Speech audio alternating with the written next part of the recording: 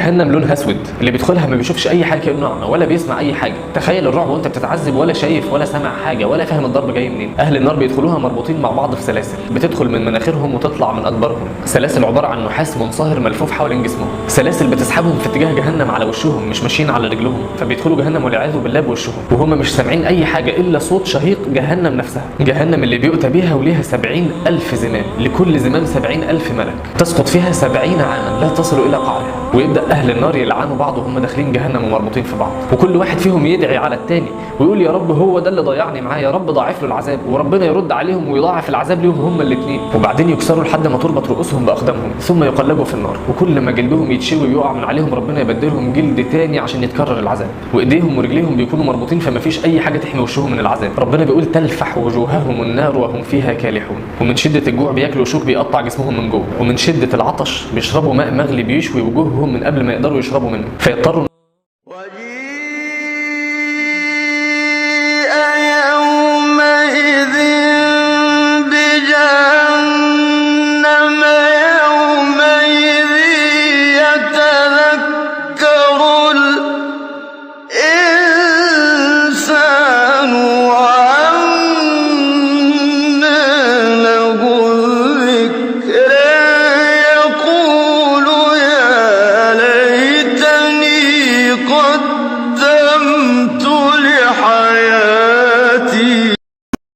يؤتى بالنار يوم القيامة لها 70,000 زمام، لها 70,000 حبل بتشد منه. أصلها داخلة هجوم على أرض المحشر، داخلة كده لو اتثابت هتخلص على الدنيا كلها، مش هتسيب حد. داخلة هجمة تزفر وتنظر. مش النار ليها عينين؟